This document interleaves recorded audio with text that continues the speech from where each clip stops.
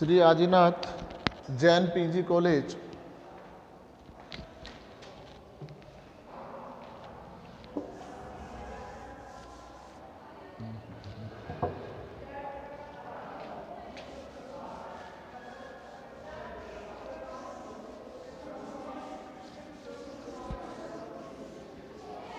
देखिए बच्चों, हम बात कर रहे थे BCom part first.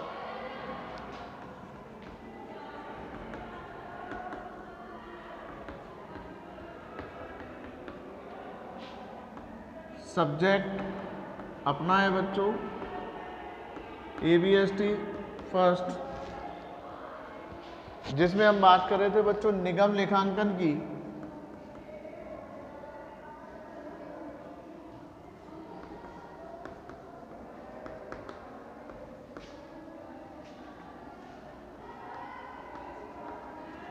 Corporate account, topic अपना चल रहा था बच्चों इसमें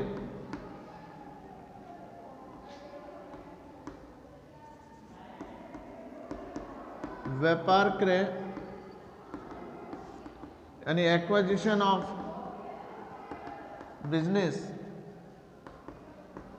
यानी जब आप किसी चलते हुए व्यापार को खरीदते हैं बच्चों तो किस प्रकार से लेखांकन प्रविष्टि करते हैं। तो इसमें हमने आपको क्वेश्चन नंबर 1 कराया था बच्चों, तो आपने उसको करके देखा होगा। और इसी क्रम में अब हम आगे चलते हैं थोड़ा सा। क्वेश्चन नंबर 2 आप कर लेंगे बच्चों, फर्स्ट की तरह होगा।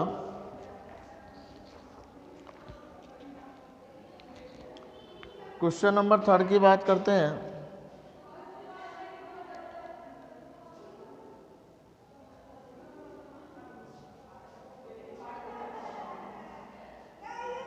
A company which purchased the business of sole traders agreed to collect his book debts and pay off his creditor at a commission of 5% on amount collected on 3% on amount paid, and loss of profit in the process being of the vendors. The debtors on the date of purchase was 80,000 and creditor 12,000. 3 months later, the company reported that out of debtors 48,000 had been collected in cash, including 3,000 previously written off as bad debts. Discount allowed were 1,200. Creditor were paid off in full, the discount earned being 400. A claim of 1,000 for damage had also been admitted and paid in respect a later supply of goods to one of customer by the firm. Journalize the transaction in the book of company. यानी बच्चों ये कह रहा है एक company जिसके एकाकी व्यापार का व्यापार खरीदा, पुस्तक ऋण वसूल करने और लेनदारों को चुकाने का समझौता किया, जिससे वसूल किए गए धन का 5% और चुकाए गए धन का 3% कमीशन तय हुआ। इस प्रक्रिया में कोई भी लाभ हानि व्यापार विक्रेताओं की थी। क्रय की तारीख को देनदार 80,000 के बच्चों और लेनदार 12,000 के। 3 महीने बाद कंपनी ने सूचना दी कि देनदारों से 48,000 नकद वसूल हुए, जिसमें 3,000 की राशि ऐसी शामिल है जिससे पहले अभिलिखित किया जा चुका है, और 1,200 रुपये की छूट दी। लेनदारों को पूरा चुका दिया गया और 400 रुपये की छूट प्राप्त हुई। फर्म के द्वारा इससे ग्राहकों को में से एक को देर से माल भेजने के कारण 1,000 की क्षतिपूर्ति का दावा भी स्वीकार करना पड़ा। कंपनी की पुस्तकों में जर्नल प्रविष्टि दीजिए। तो कंपनी की पुस्तकों में पूछ रहा है बच्चों question number 3, in the book of company. तो देनदारों से वसूल हुए हैं तो बच्चों पेमेंट आया है वार्ड्स कम डेबिट, तो बैंक अकाउंट डेबिट। देनदारों से रिसीव हुआ है बच्चों 48,000 और 2 अल्टरनेट मेथड से कर देंगे बच्चों, टू वेंडर एडजस्टमेंट अकाउंट।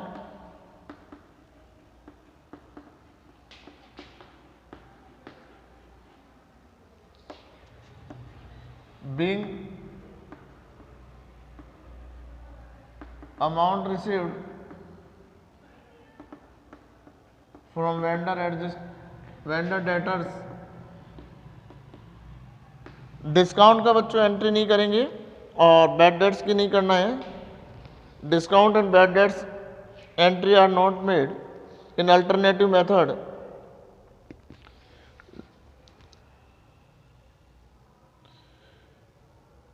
लेनदारों को कह रहा है मतलब पूरा चुका दिया और 400 रुपये की छूट प्राप्त हुई लेनदारों से, तो क्रेडिटर थे बच्चों 12,000 में से 400 अपन ने डिस्काउंट के काट लिए बच्चों, कितने पे किए 11,600 और एक 1,000 कंपनसेशन के पे किए बच्चों, तो 12,600 पेमेंट कर दिया। तो वेंडर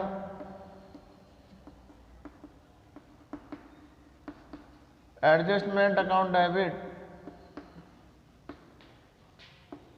12,600 टू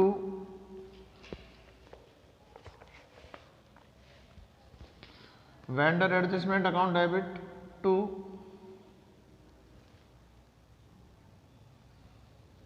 बैंक पेमेंट जाएगा बच्चों 12,600 being amount paid to vendor creditor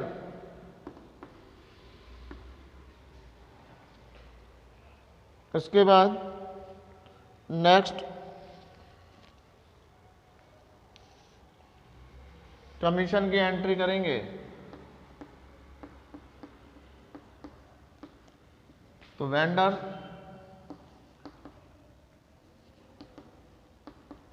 adjustment account debit to commission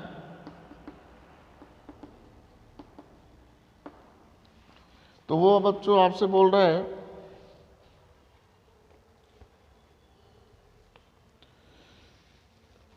कि वसूल हुए धन का 5%, तो रिसीव हुआ है बच्चों 48,000, इसका 5% यानी कमीशन ऑन डेटर्स 48,000 का 5% कैलकुलेट करोगे बच्चों 2,400। कमीशन ऑन क्रेडिटर और जो पे आउट करोगे बच्चों पेमेंट पे बोल रहा है कितने परसेंट 3% कमीशन मिलेगा कंपनी को। 0 से 0 कट कर दिया बेटा, टीचिंग हटाना एक।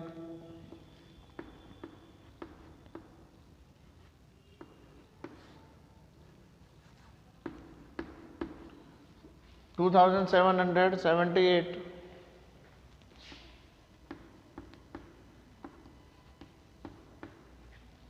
being amount being commission due. अब देखिए बच्चों हमारे पास रिसीव हुआ था, फाइनल पेमेंट कैलकुलेट कर लें कि कितना करना है। तो फाइनल पेमेंट हुआ बच्चों 48,000 तो रिसीव हुआ, इसमें से पेड हो गया बच्चों कितना 12,600, रिमेनिंग हो गया 35,400 लेस कमीशन डिडक्ट कर दिया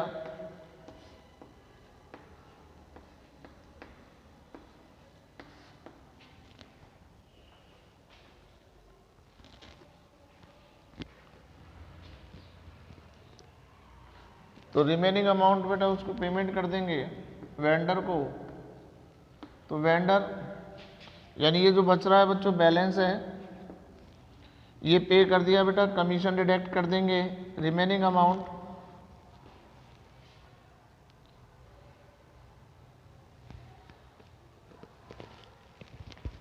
तो vendor adjustment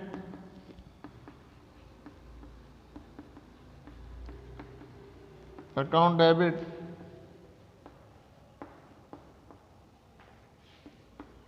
to bank account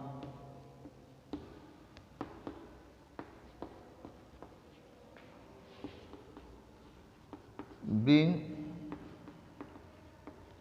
final payment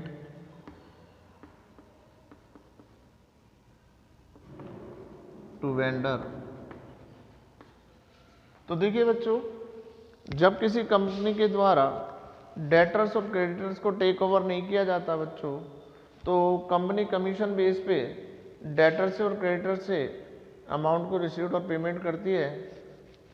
तो किस तरह से आपको एंट्री करनी है बच्चों? तो देखिए बेटा, सबसे पहले बोल रहा है कि डेटर से रिसीव्ड हुआ 48,000, तो आपको तो केवल पेमेंट को देखना है बच्चों, डिस्काउंट, कमीशन, बैड डेट्स उसको इग्नोर करना है। तो रिसीव्ड अमाउंट हुआ बच्चों 48,000, तो बैंक अकाउंट डेबिट कर दिया बेटा, कितना हो गया हमारा बैंक में 48,000, और टू वेंडर एडजस्टमेंट अकाउंट, यानी 48,000 हमको वेंडर्स के डेटर से रिसीव्ड हो गया बच्चों। उसके बाद vendor adjustment account debit to bank, यानी being amount paid to vendor creditor.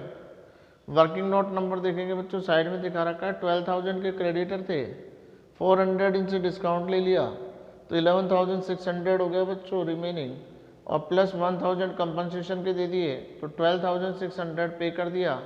और जब पेमेंट करते हैं तो बैंक से डिडक्ट हो जाएगा बच्चों, और रिसीवर वेंडर एडजस्टमेंट में डाल देंगे क्रेडिटर को 12,600। तो एंट्री क्या होगी बच्चों हमारी? Vendor adjustment account debit to bank 12,600। उसके बाद कंपनी कमीशन ड्यू करेगी बच्चों, और कमीशन ड्यू करेंगे तो vendor adjustment account debit to commission, commission on debtors 48,000 का 5% कैलकुलेट किया 2,400। कमीशन ऑन क्रेडिटर है बच्चों, पेमेंट किया 12,600, इसका 3% 378, यानी 2,778 कमीशन हो गया। तो vendor adjustment account debit to commission account 2,778। तो कमीशन ड्यू की एंट्री समझ में आई बच्चों, vendor adjustment account debit to commission.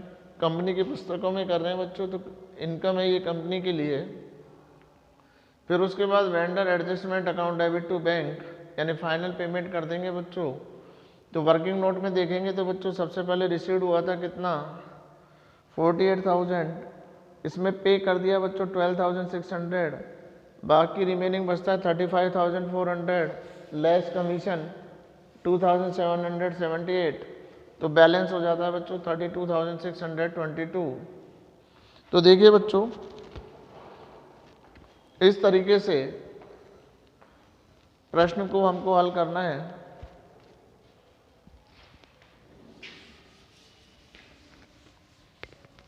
ये था हमारा क्वेश्चन नंबर 3 बेटा। बुक आप लोग ले लें बच्चों, बिना बुक के थोड़ी सी आपको प्रॉब्लम आ सकती है, क्योंकि जब तक आपके सामने क्वेश्चन नहीं होगा तो आपको फिगरें कैलकुलेट नहीं होंगी बच्चों की कौन सी फिगर कहाँ से ले रहे हैं और किस तरीके से क्वेश्चन को सॉल्व कर रहे हैं। तो जब आप ऑनलाइन क्लास ले रहे हो तो बुक आप अपने साथ रखें।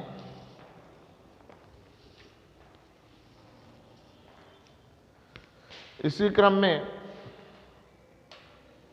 हम अगला क्वेश्चन देखते हैं बच्चों, क्वेश्चन नंबर 4।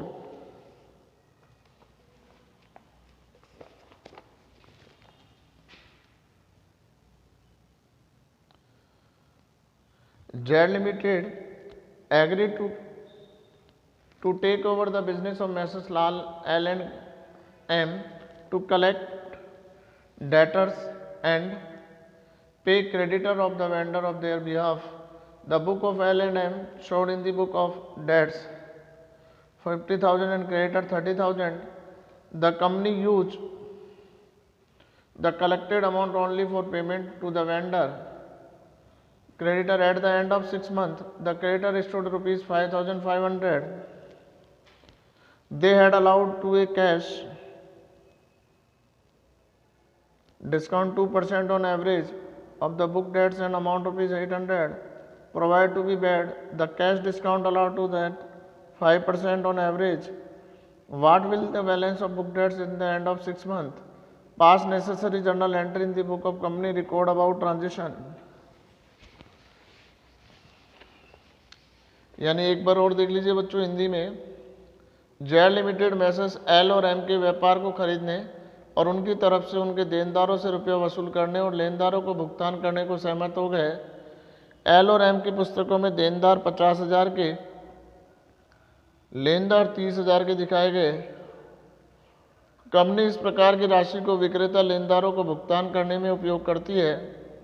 6 माह के अंत में लेनदार 5500 के पाए गए। उन्होंने औसतन 2% नकद बट्टा दिया। देनदारों में से 800 की राशि डूब गई, उनको औसतन 5% नकद बट्टा दिया।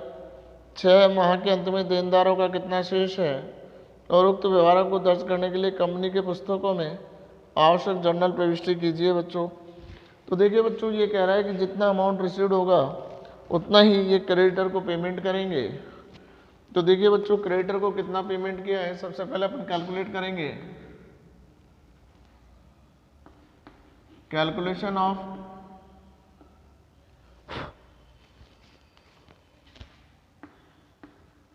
अमाउंट पेड टू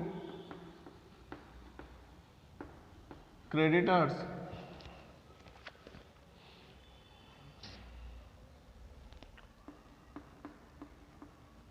यानी आपको सबसे पहले बेटा ओपनिंग बैलेंस ऑफ क्रेडिटर का ओपनिंग बैलेंस गिवन है आपके पास 30,000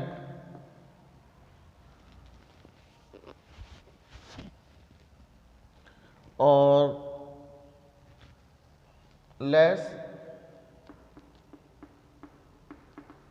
क्लोजिंग बैलेंस ऑफ क्रेडिटर्स का क्लोजिंग बैलेंस दे रखा है आपको 5,500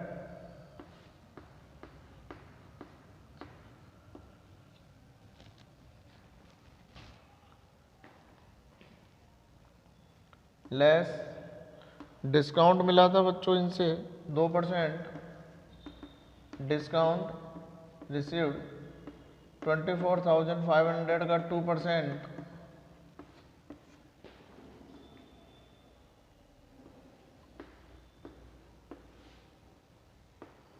$490 का बच्चों 490, 24,500 में से 490 डिडक्ट कर देंगे बच्चों, तो ये हमारा हो जाएगा अमाउंट पेड टू क्रेडिटर। तो देखिए बच्चों, वो कह रहा है जितना अमाउंट रिसीव्ड होगा उतना ही पे करेंगे, यानी अमाउंट रिसीव्ड फ्रॉम डेटर्स। तो देखिए बच्चों, इतना ही रिसीव्ड हुआ होगा।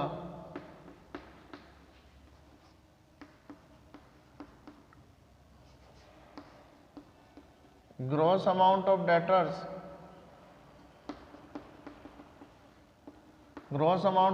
बोल रहा है बच्चों कि आपने 5% डिस्काउंट यानी 100 में से 5% डिस्काउंट डिडक्ट कर दिया तो कितना रह गया 95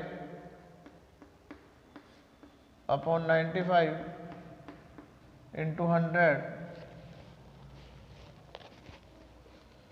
5 से काट देंगे बच्चों 19, 5 चौक 20, 40,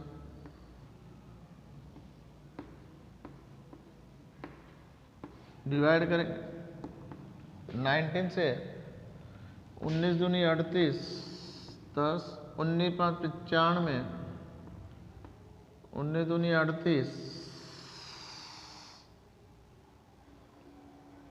38,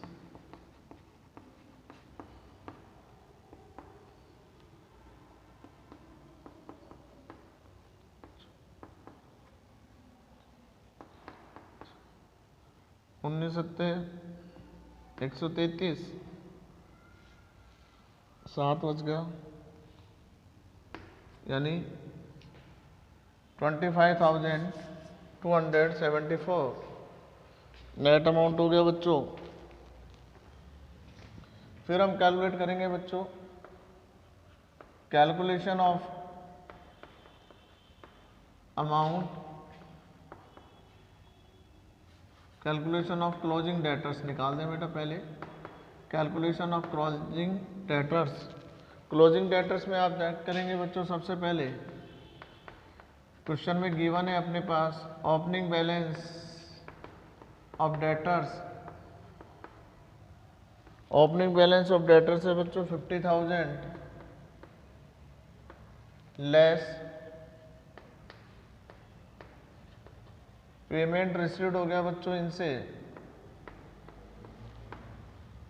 25,274 और उसके बाद कह रहा है बेटा बैड डेट्स हो गए आपके पास। बैड डेट्स अमाउंट गिवन है बच्चों कितना 800।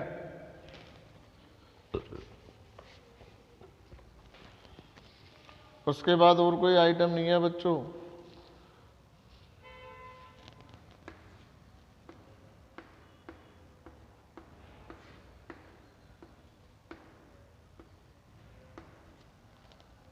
तो 23,926 यानी ये आपका आ जाता है क्लोजिंग बैलेंस ऑफ डेटर्स 23,926। तो एक बार दोबारा देख ले बच्चों कि अमाउंट पेड टू क्रेडिटर कितना किया। तो देखिए बच्चों आपके पास क्लोजिंग और ओपनिंग क्रेडिटर गिवन है, तो सबसे पहले आप लिखेंगे बच्चों calculation of amount paid to creditor. Opening balance of creditor है बच्चों 30,000 लेस कर देंगे बेटा क्लोजिंग बैलेंस ऑफ क्रेडिटर्स 5,500। तो रिमेनिंग अमाउंट हमारा रह जाता है बच्चों 24,500। इसमें से हम लेस कर देंगे बच्चों डिस्काउंट रिसीव्ड 24,500 का 2% 490। तो अमाउंट पेड टू क्रेडिटर आ जाएगा बच्चों 24,010 यानी amount received from debtors 24,010 because जितना अमाउंट हमको रिसीव्ड होगा बच्चों डेटर से उतना ही पेड आउट होगा क्रेडिटर को। तो क्रेडिटर को पे किया है बच्चों 24,010, तो रिसीव्ड भी कितना हुआ होगा बच्चों 24,010। Gross amount of debtors calculate कर देंगे बच्चों कितने सेटल हुए होंगे इससे, यानी 24,000 अपॉन 95 इंटू 100 आप सॉल्व कर देंगे बच्चों इसको कैलकुलेटर से। तो ये आएगा आपका 25,274। अब आपसे पूछ रहा है बच्चों कैलकुलेशन ऑफ क्लोजिंग डेटर्स। तो सबसे पहले आप लिखेंगे बच्चों opening balance of debtors 15,000 less payment received 25,274। Bad debts आपका हो जाएगा बच्चों 800 को। तो अमाउंट हमारा आया बच्चों 26,074 टोटल, यानी 25,274 पेमेंट का होगा बच्चों। बैड डेट्स हो गया 800 का, तो टोटल हो गया 26,074। तो डिडक्ट किया बच्चों ओपनिंग में से पेमेंट और बैड डेट्स को, तो क्लोजिंग बैलेंस ऑफ डेटर्स आ गया 23,926। उसके बाद आपको कैलकुलेट करना है बच्चों, एंट्री पूछ रहा है कैलकुलेशन के बाद। तो एंट्री क्या करनी है बच्चों in the book of company में, बैंक अकाउंट डेबिट रिसीव्ड हुआ है बेटा 14,010 rupees to vendors adjustment account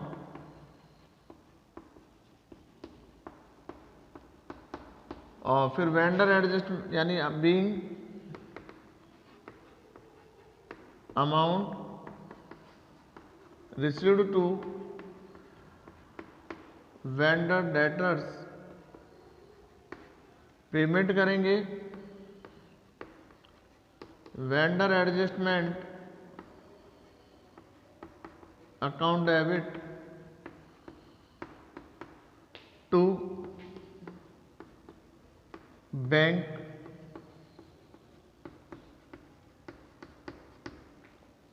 being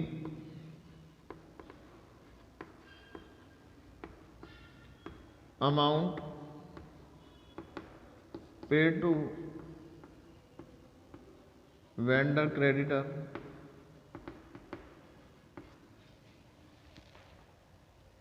तो देखिए बच्चों एक बार रिसीव्ड की एंट्री करेंगे और एक बार पेमेंट की।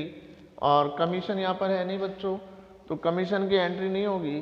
तो डेटर से रिसीव हुआ जब, तो हमने क्या लिख दिया बच्चों, bank account debit to vendor adjustment, और फिर हमने पेमेंट कर दिया बेटा वेंडर के क्रेडिटर को, तो vendor adjustment account debit to bank, same amount से करेंगे बच्चों। कमीशन का कोई उल्लेख नहीं है बच्चों, तो कमीशन की कोई एंट्री नहीं करनी है आपको।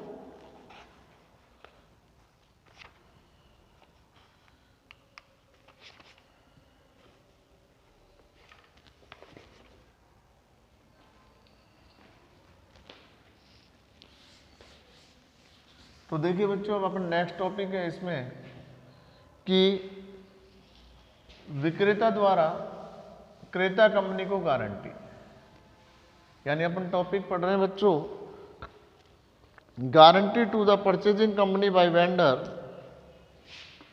यानी विक्रेता द्वारा क्रेता कंपनी को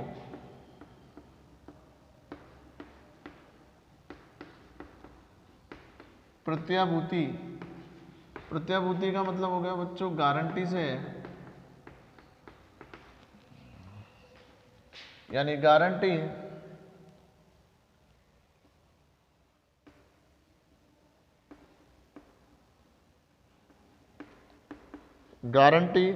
to the purchasing company by vendor. तो देखिए बच्चों, guarantee to the purchasing company by vendor, यानी विक्रेता के द्वारा क्रेता कंपनी को गारंटी दी जाए बच्चों। तो गारंटी 3 टाइप्स की हो सकती है बच्चों, 3 प्रकार की गारंटी दे सकता है वो। देनदारों व प्राप्य,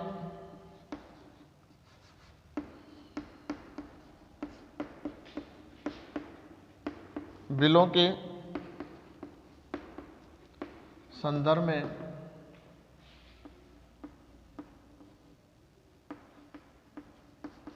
guarantee for debtors and BR, या इसको अपन ट्रेड रिसेबल बोल सकते हैं बच्चों। ट्रेड रिसेबल के रेफरेंस में अगर गारंटी देता है, यानी guarantee reference for debtors and BR के संदर्भ में अगर गारंटी देता है बच्चों, कि वो कहता है कि इस निश्चित अमाउंट से कम अमाउंट आपको देनदार से नहीं मिलेगा, और गारंटी के इक्विवेलेंट आ जाता है बच्चों, तो हमको कोई प्रविष्टि नहीं करनी, यानी कोई एंट्री नहीं करनी है, कोई अकाउंटिंग नहीं करना है।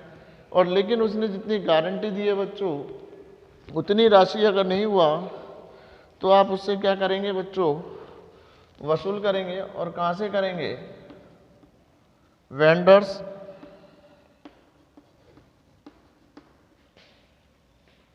गारंटी से करेंगे। Vendor guarantee account debit to debtors होगा या बीआर होगा, बीइंग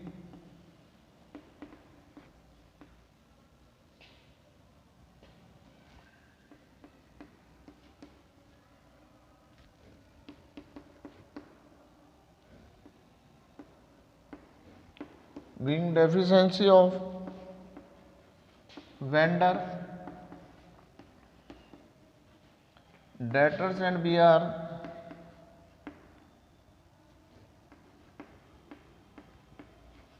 charge to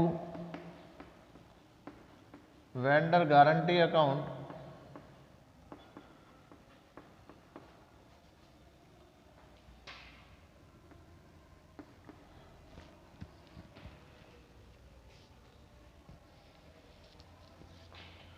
दूसरी गारंटी होती है बच्चों लेनदारों और दे बिलों के संदर्भ में। तो देखिए बच्चों, यानी guarantee reference for creditors and VP यानी ट्रेड पेबल जिनको अपन बोलते हैं बच्चों, यानी ट्रेड पेबल की अगर कोई गारंटी दी है कि इससे ज़्यादा आपको नहीं चुकाना होगा, यानी लेनदार और देय विपत्रों को वो बच्चों बोलता है कि इससे ज़्यादा राशि आपको पे नहीं करनी है, तो जितनी राशि आपको पे नहीं करनी है बच्चों, और अगर बाई चांस आपने उससे ज़्यादा कर दी बेटा गारंटी से, तो किससे रिकवरी होगी बच्चों? वेंडर से होगी। और वेंडर के भी किस अकाउंट से करेंगे? वेंडर गारंटी अकाउंट से करेंगे, यानी vendors guarantee account debit to bank account being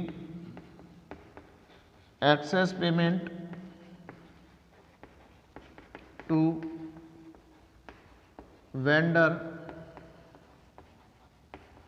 creditors and BP and charge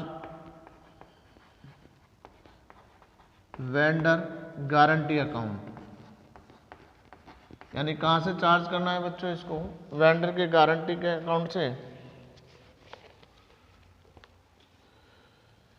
और यदि वो बच्चों एक लाभ की निश्चित गारंटी देता है, यदि लाभांश कि एक निश्चित परसेंटेज की अर्निंग की गारंटी देता है, यानी लाभांश की गारंटी देता है, निश्चित प्रतिशत लाभांश की guarantee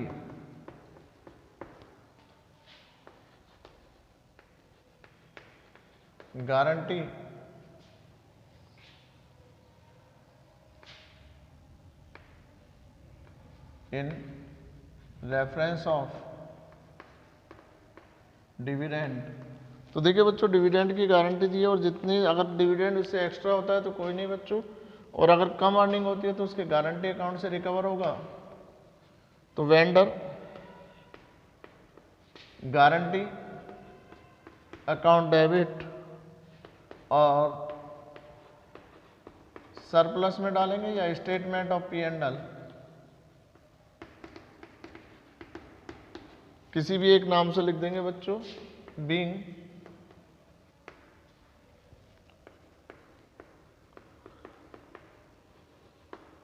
shortfall of amount of dividend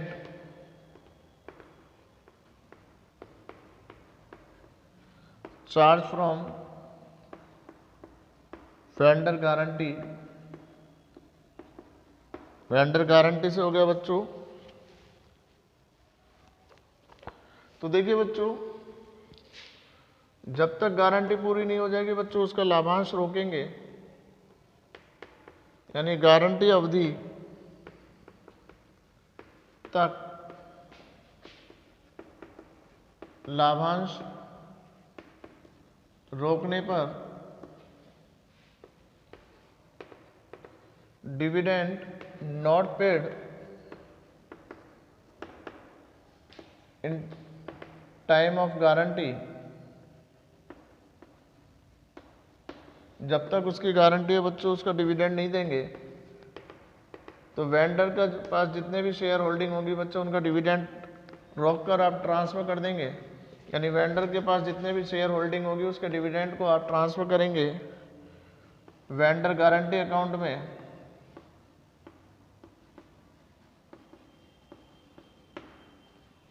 being dividend not paid to vendor, यानी वेंडर के पास जितनी शेयर होल्डिंग होगी बच्चों उसको पे नहीं करेंगे।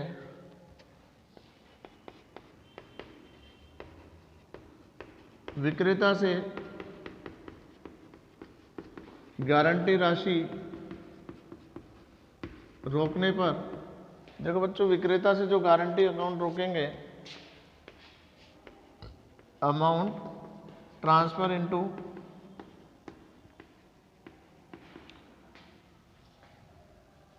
गारंटीज अकाउंट तो देखिए बच्चों, जो वेंडर को पेमेंट करना है वहां से हम रोक देंगे, तो वेंडर अकाउंट डेबिट टू,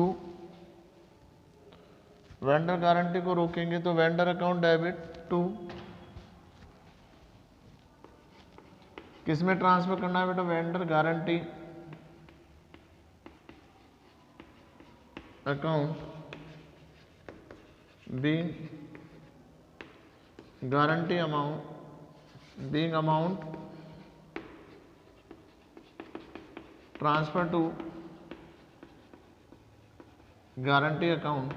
उसके बाद आप चेक करेंगे बच्चों, जब गारंटी में हमने ट्रांसफर कर दिया तो आप देखेंगे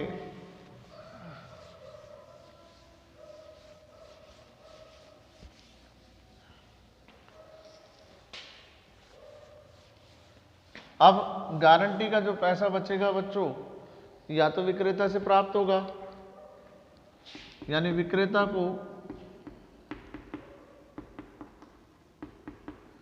शेष राशि भुगतान करने पर, जब गारंटी पीरियड पूरा हो जाए, यानी फाइनल पेमेंट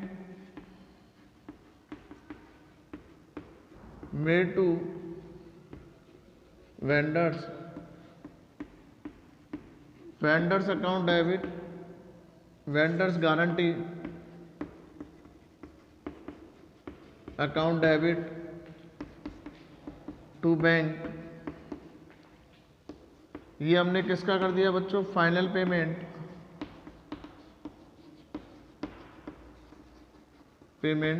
मेड।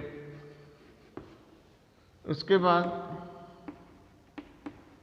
विक्रेता से शेष राशि प्राप्त होने पर, यानी अगर उसकी तरफ निकलता है तो बच्चों वो हमको पे करेगा, यानी when final payment received to vendors. तो देखिए बच्चों, अगर उसका कोई नेगेटिव बैलेंस आ जाता है तो वो हमको पे करके जाएगा। तो जब नेगेटिव बैलेंस वो हमको पे करेगा तो हम क्या लिखेंगे बच्चों, when final payment receive to vendor. तो वेंडर से रिसीव करेंगे तो bank account debit to vendor guarantee account being final payment received to vendor. तो देखिए बच्चों, अगर गारंटी होती है तो गारंटी के 3 टाइप्स हो गए। तो पहली गारंटी तो हो गई बच्चों किसकी, डेटर्स और बीआर से रिलेटेड, और दूसरी गारंटी हो गई और मैडम घर कोई भी ना है इधर, वो तो हम आ गए। फिक्स है यार, तो हम तो फिक्स रहेगा, फिक्स है हमारा। 40 में है ना? हाँ, रोजाना यही मिलेगा देखो। ठीक है, 40 में फिक्स है। हाँ, तो देखिए बच्चों, जो गारंटी अगर विक्रेता से कुछ रिसीव हुई है तो उसको आप गारंटी से संबंधित अकाउंटिंग एंट्री करेंगे। तो गारंटी हम बात कर रहे थे बच्चों, या तो डेटर से रिलेटेड होगी, डेटर्स और बीआर से, या गारंटी रिलेटेड होगी किससे, क्रेडिटर एंड बीपी से, यानी जिसको ट्रेड पेबल है, या गारंटी होगी किसकी, डिविडेंड से रिलेटेड।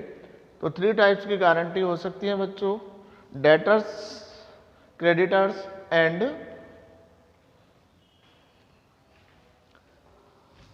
डिविडेंड। तो देखिए बच्चों, आपने देखा किस प्रकार हम इनकी एंट्री करेंगे। तो कल हम इससे संबंधित क्वेश्चंस आपको कराएंगे,